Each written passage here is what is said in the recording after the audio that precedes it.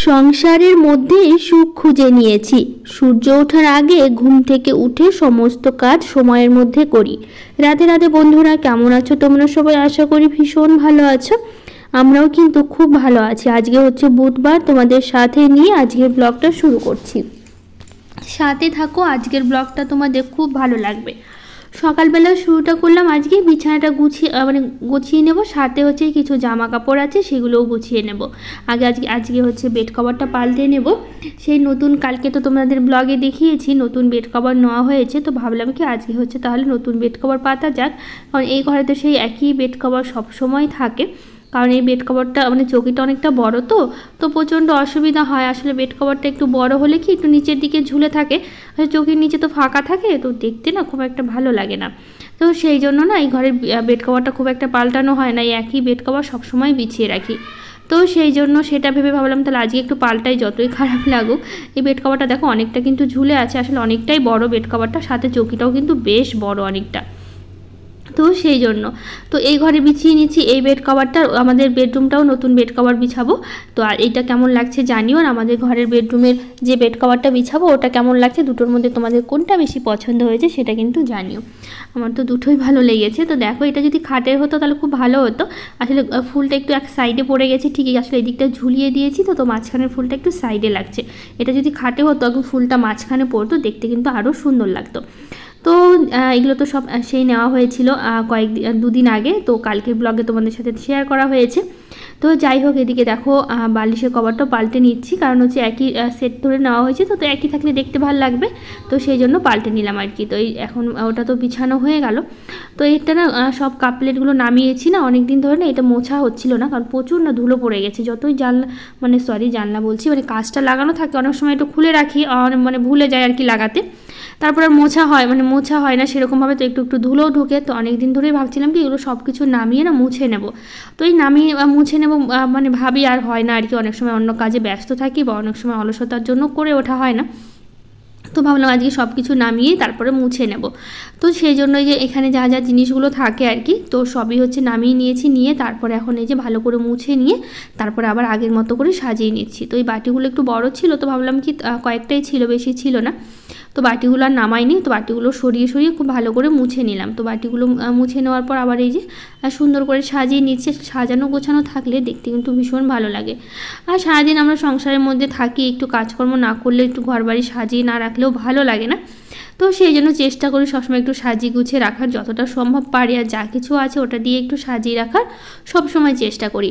তো উপরেটা দেখো সুন্দর সাজিয়েছি, এখন হচ্ছে কাপ প্লেটগুলো একটু সাজিয়ে নিচ্ছি। তো উপরে রাখতে চাইছিলাম, দেখি থাকছে না, তো ভাবলাম তাহলে নিচেই সবগুলো রেখে দিই। তো সেই জন্য এই যে নিচেই সুন্দর করে সাজিয়ে নিলাম। তো একটা কাপ আবার বেশি হচ্ছিল, তো সেই জন্য ওইটা আবার হচ্ছে ওপরেই রেখে দিলাম। দিয়ে তারপর এখন এই যে ঘরগুলো ঝাড় দিচ্ছি, সাথে চৌকির নিচটাও খুব ভালো করে কিন্তু পরিষ্কার করছি। কারণ তোমরা তো জানোই আমি হচ্ছে সবসময় চৌকির নিচটা খুব ভালো করে পরিষ্কার রাখি, আর সবসময় কিন্তু চৌকির নিচটা আমার পরিষ্কারই থাকে। কারণ প্রতিদিন আমি ঝাড় দেওয়ার সময় কী করি বলো, যতটা আমার হাত যায় কোনা টোনাগুলো চৌকির নিচে ঢুকেও পরিষ্কার করা যায়। খাটে একটু সমস্যা হয়, যেহেতু খাটের নিচে তো ঢোকা সম্ভব না, ওই যতটা হাত যায় ততটাই পরিষ্কার করা যায়। কিন্তু চোখের নিচে একটা সুবিধা আছে, চোখের নিচে তুমি ঢুকতে পারছো, কোনাগুলো একদম ভালো করে পরিষ্কার করতে পারছো গোটা চোখের নিচ। তো সেই জন্য কি করি, যখনই সময় পাই চোখের নিচে ঢুকে তারপরে হচ্ছে পরিষ্কার করি। তো এখন ঝাড় দিচ্ছি। তো একটা দিদিভাই বলেছে, সরবী মণ্ডল ঘোষ দিদিভাই বলেছে, তোমার শাশুড়ি মা কোন রুমে থাকে? তো আমি ঝাড় দিচ্ছি, দেখো পিছনে যে রুমটা আছে সেই রুমেই কিন্তু আমার শাশুড়ি মা থাকে। আসলে এই রুমটা রাখার কারণ হচ্ছে, দেখো পাশেই কিন্তু বাথরুম আছে, উনি তো চোখে দেখে না, ঠিকমতো হাঁটতে পারে না, তো সেই জন্য আর কি ওই রুমটাই ওনাকে দেওয়া হয়েছে, যাতে ওনাকে কাছে যেহেতু বাথরুম, ওয়ালটা ধরে ধরে সুন্দর করে বাথরুমে যেতে পারে আর কি, অসুবিধা হয় না। তো অন্য রুমে একটু দূরে যেহেতু আছে, একটু অসুবিধা হবে খুঁজে বের করতে, তো সেই জন্য আর কি এই রুমটা ওনাকে দেওয়া হয়েছে, যাতে হচ্ছে সহজেই হচ্ছে বাথরুমে যেতে পারে। সেই জন্য, কারণ এখন সবসময় তো সম্ভব না একটা মানুষকে ধরে ধরে বাথরুমে নিয়ে যাওয়া, তো সেই জন্য তো যখনই সময় পাই নিয়ে যাই। কিন্তু এখন যেহেতু বুঝতে পেরেছে, বুঝতে পারে আর কি কোথায় বাথরুম আছে, কোথায় অসুবিধা হয় না, তো সেই জন্য নিজেই যেতে পারে। তো এইদিকে আমাদের পাড়াতে আবার মাছ আসে সকালবেলা করে প্রত্যেক দিন, কিন্তু সেরকম করে আমাদের মাছ বেশি রাখা হয় না, আমাদের বেশি হাট থেকে বাজার থেকেই মাছ আনে। তো আজকে আবার নিল, কারণ এখান থেকে নিলে কি হয়, বাড়িতে কাটতে হয়, আর আমাদের মাছ আমি তো একদমই কাটতে পারি না মাছ, বেশি বাবানের পাপাই সবসময় মাছ কাটে। তো ওই আবার এখান থেকে নিয়ে কিন্তু ওই মাছ কাটা শুরু করে দিয়েছে, কারণ জানে আমি মাছ কাটতে পারি না, আর মাছ কাটতে আমার একদমই ভালো লাগে না, মাছ কাটা বলো ধোয়া বলো।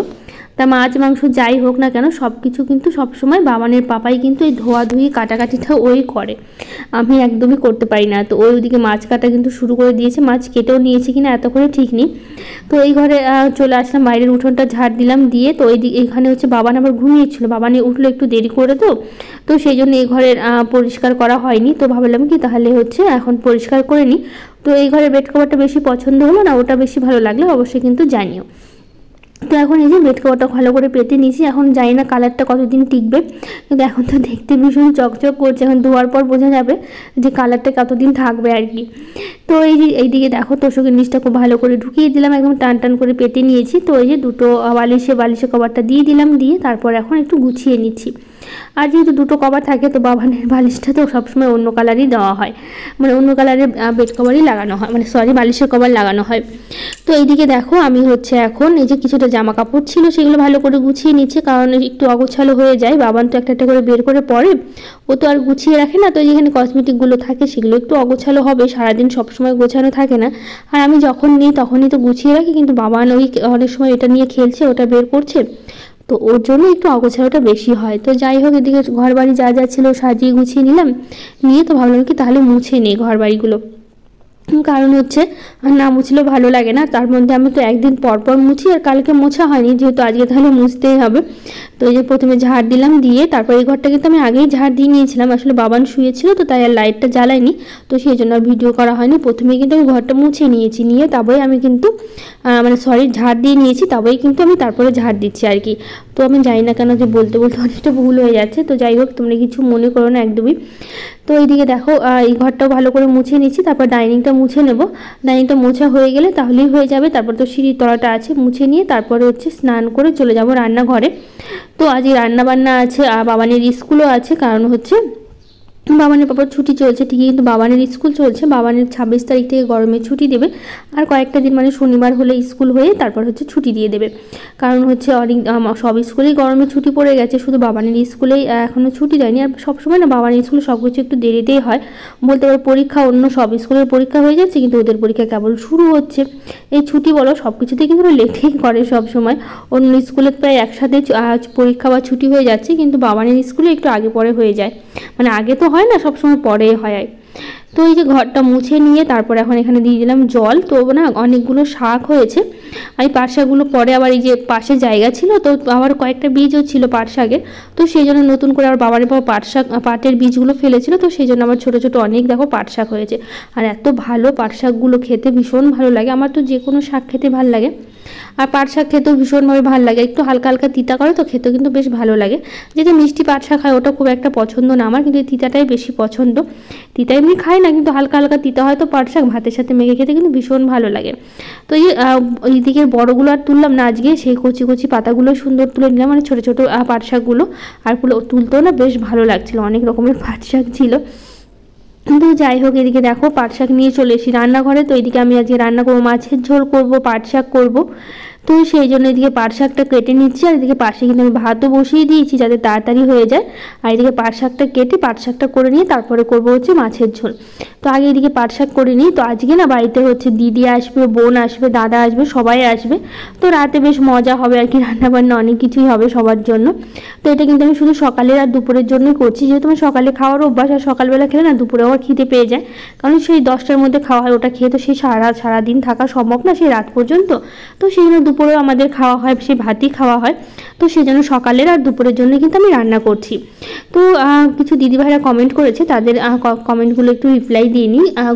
গুড্ডি অ্যান্ড বাবলির ছোট্ট মুহূর্ত থেকে দিদিভাই বলেছে, খুব সুন্দর তুমি ঘরোয়া, আর তোমার কাজগুলোও ঘরোয়া, খুব সুন্দর, আমার খুব ভালো লাগে। থ্যাংক ইউ দিদিভাই, অনেক ভালোবাসা, এত সুন্দর একটা কমেন্ট করেছো আর এত এত ভালোবাসা দিচ্ছ। তো এই যে বাবার উপর মাছগুলো কেটেছে, তো সেই মাছগুলো খুবই ছোট ছোট পিস করে দিয়েছে, আসলে বুঝতে পারিনি, তো কি আর করা যাবে। তো সেই জন্য এই যে মাছগুলো এখন ভেজে নিচ্ছি ভালো করে, কিছুটা তো ভেজে তুলে নিলাম, আর দুটো পিস ছিল সেটাও হচ্ছে ভেজে নিলাম, নিয়ে তারপরে যে মাছগুলো তুলে নিয়ে তো ভাবলাম তাহলে আলু দিয়ে আজকে আদা জিরা বাটা দিয়ে একটু পাতলা ঝোল করব। তো সেই জন্য আর কি প্রথমে এই যে একটু আলুটা ভালো করে ভেজে নিয়ে তারপরে দিয়ে দিলাম এর মধ্যে মশলা দিয়ে, তারপরে ভালো করে কষিয়ে নিচ্ছি, ভালো করে কষিয়ে নিয়ে দিব এর মধ্যে হচ্ছে জল। তো এমডি রাইট চ্যানেল থেকে বলেছে দুদিন ভিডিও দাওনি কেন, তোমায় খুব মিস করেছি। আসলে খুবই ব্যস্ত ছিলাম আর তার মধ্যে না বাড়িতে ছিলাম না গো, তো সেই জন্য মায়ের ওখানে গেছিলাম, তো আরেকটা দিদির বাড়িতে গেছিলাম, তো সেই জন্য বাড়িতে না থাকলে কেমন করে ভিডিও করব বলো, তো সেই জন্যই আসলে ভিডিওটা করা হয়নি। দুদিন আমারও খুব খারাপ লাগে, আসলে প্রতিদিন ভিডিও দিই তো ওই সময়টা আসলে ভীষণভাবে খারাপ লাগে যে টাইমটাতে ভিডিও দিই, আর তার মধ্যে ভিডিও না করলে না মনে হয় যে কিছু একটা বাদ পড়ে গেছে, কিছু একটা মিস করছি সেই জন্য। তো মানসী ব্লগ থেকে দিদিভাই বলেছে, দিদিভাই তোমার প্রত্যেকটা ভিডিও আমি দেখি, কোনো দিন কমেন্ট করিনি, আজকে করলাম, সাবস্ক্রাইব করে দিয়েছি। থ্যাংক ইউ দিদিভাই, অনেক ভালোবাসা। বসু পাল চ্যানেল থেকে বলেছে, দিদি আমি তোমার অনেক ভিডিও দেখি, খুব ভালো লাগে। তোমার বাড়ি কোথায়? তো আমার বাড়ি হচ্ছে মালদা ডিস্ট্রিক্টের হচ্ছে গাজলে। তো সুস্মিতা দাস দিদিভাই বলেছে, তুমি কি ডেলি ব্লগ করো? হ্যাঁ গো, আমি ডেলি ব্লগ করি। আর বলেছে, দিদিভাই তোমার বর কি করে? আমার বর হচ্ছে স্কুলে জব করে, এই প্রথম দেখলাম তোমার ব্লগ, খুব ভালো লাগলো। থ্যাংক ইউ দিদিভাই, অনেক ভালোবাসা তোমাকে এত সুন্দর একটা কমেন্ট করার জন্য, এত ভালোবাসা দেওয়ার জন্য। তো এদিকে রান্নাবাড়ি করে না সব কিছু পরিষ্কার করে নিলাম, আর মাছের ডিমও ছিল জানো তো, তো সেই ডিম দিয়ে না একটু বড়া করবো, তো ভালো বড়া করবো, তো যেহেতু রান্নাঘরটাকে ভালো করে পরিষ্কার করে নিই, তারপরে হচ্ছে মানে ডালের বড়াগুলো করে নেবো, ডালের বড়া বলছি সরি, মানে ডিমের বড়াগুলো করে নেবো আজকে, জানি না কেন এত বারবার ভুল হচ্ছে আমার বলতে। তো যাই হোক, এদিকে দেখো আমি হচ্ছে এই যে মাছের ডিমে কিন্তু একটু পেঁয়াজ দিয়েছি, কাঁচা লঙ্কা কুচি দিয়েছি, খেতে কিন্তু ভীষণ ভালো হয়েছিল, বেসনও দিয়েছি। তো দেখো একদম লাল লাল করে ভেজে নিয়েছি, এগুলো কিন্তু গরম গরম বড়া খেতে কিন্তু ভীষণভাবে ভালো লাগে, মানে ভাতের সাথে খেতে তো আরও, মানে ডাল হলে তো আরও জমে যেত, যেহেতু তবুও মাছের ঝোলের সাথেও খেতেও বেশ ভালো লাগবে। কিন্তু এইদিকে হচ্ছে আমি বড়াগুলো ভেজে তুলে নিলাম, নিয়ে তারপরে এদিকে খাওয়া দাওয়া কিন্তু আমাদের হয়ে গেছে, বাবান যাবে স্কুলে, তো এদিকে খাওয়া দাওয়া শেষ করলাম, সবাই মিলে খাওয়া দাওয়া শেষ করে এর মধ্যে বাবান চলে গেছে স্কুলে। তো স্কুলে যাওয়ার পর তারপরে মানে যে বাসনগুলো ছিল সে বাসনগুলো একটু গুছিয়ে নিচ্ছি, তো গামলাতে রেখে দিচ্ছি যাতে জলটা ঝরে যায়, জলটা ঝরে গেলে ওই হচ্ছে বাসন রাখার যে র্যাকটা আছে ওর মধ্যে সব বাসনগুলো সাজিয়ে রাখা যাবে। তারপরে হচ্ছে এখন এই যে এটা একটু বেসিনটা পরিষ্কার করে নিচ্ছি। তো যাই হোক, কিছু দিদিভাইরা আরও কমেন্ট করেছে, মধু ব্যানার্জি, সামিয়া সাদিয়া, অজিত কিত্রনিয়া, দোয়েল ঘোষ ব্লগ, সোনিয়া দেবী, নাজনিস ব্লগ, মধুশ্রী ওয়ার্ল্ড, রূপালী নাথ, সুপ্রিয়া ব্লগ, গোপু সোনা ইউটিউব চ্যানেল, সিম্পল বিবিতা, সবাইকে থ্যাংক ইউ, অনেক অনেক ভালোবাসা, যারা যারা এত সুন্দর সুন্দর কমেন্ট করেছো আর এত ভালোবাসা দিয়েছো।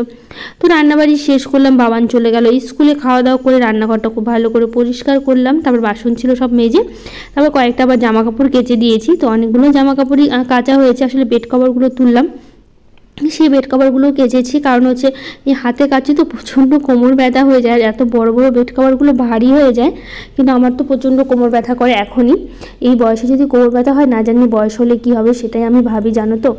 তো যাই হোক, যা যা জামা কাপড় কেচেছিলাম সব কটাই মেলে দিচ্ছি, এই দইটা একটু বড় ছিল, তো ভাবলাম কি এই দইটাতেই দিই, সবগুলো একটাতেই এঁটে যাবে।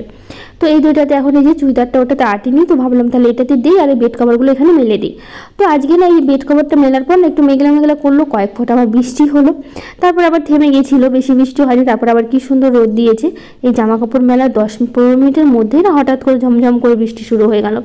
তারপর বললাম জামা কাপড়গুলো তো ভেজাই আছে, কি আর আনবো, তো সেই জন্য আর আনা হয়নি।